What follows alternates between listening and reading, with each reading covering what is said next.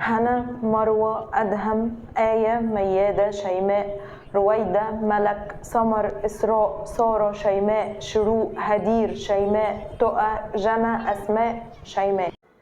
19 اسم، 19 حياة، 19 حكاية، 19 ضحية للإهمال والجهل والتواكل والواسطة والفساد والفشل الذريع، من أكبر لأصغر مسؤول في بلد بقت مقبرة للغلابة بتقتلهم يوميا وهم مطلوب منهم السعي ويحاربوا الفقر والجهل والأزمات الاقتصادية والسياسة ويحاسبوا على معارك هم عمرهم ما طلبوا يدخلوها. ماذا نعرف عن ضحايا حادث طريق المنوفية الإقليمي؟ 19 ضحية في عمر الوردة، أكبرهم 23 سنة وأصغرهم 14. قبل ما تكون وجهة نظر عنهم خليني أقولك إنهم مش مجرد عاملات، دول 19 حكاية وعبرة وعظة، منهم المهندسة والممرضة والأطفال اللي ب100 راجل شايلين مسؤوليتهم ومسؤولية أهاليهم، بنات جدعان.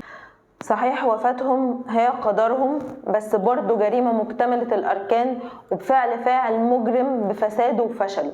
الحادثة حصلت الساعة 10 الصبح وهم في طريقهم لمزرعة العنب اللي بيشتغلوا فيها باليومية، وبغض النظر عن هي كام بس هي ما تسواش ضفر واحدة فيهم.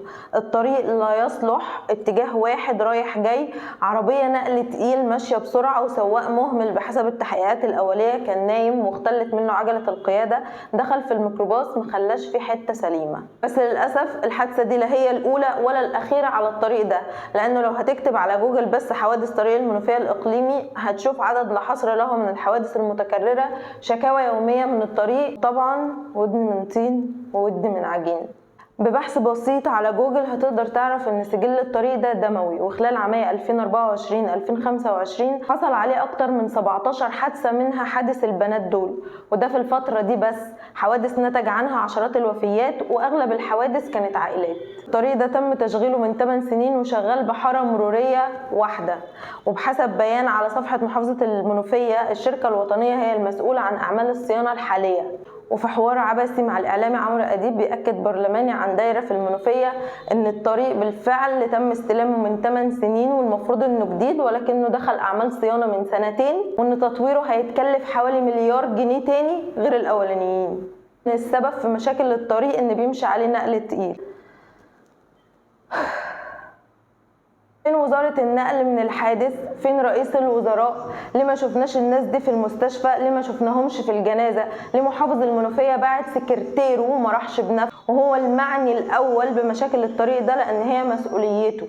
كل دي أسئلة بعد مرور أكتر من 24 ساعة محدش جاوب عليها، بس كتر خير وزارة العمل قررت صرف 200,000 جنيه بدل عن كل بنت و20,000 لكل مصاب. فهل تمن شيماء طالبة كلية هندسة اللي كانت من الأوائل ورفضت تدخل ثانوية عامة عشان المصاريف ودخلت صنايع ثم معهد علشان تقدر توصل لحلمها بأقل تكاليف وتدخل أخيرا كلية الهندسة 200,000 جنيه؟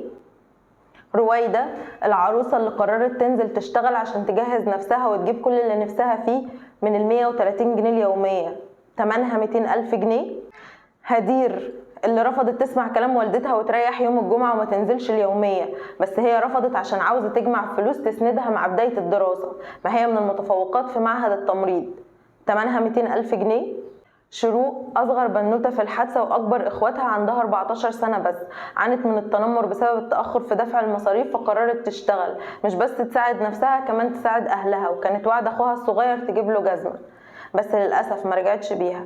هل شروق تمنها 200,000 جنيه؟ هو ليه المسؤولين مستفزين كده؟ ما تتحمل مسؤوليتك الاول وشوف العماله، شوف الموظفين في الدوله على كل المستويات اجورهم عامله ازاي، سايبين الشعب لتجار العماله واصحاب الاعمال يستغلوهم ويمصوا دمهم وبتتفرجوا وعارفين وشايفين، وفي الاخر بعد ما الناس تفقد ارواحها بسبب اهمالكم بتطلعوا تأمنوهم.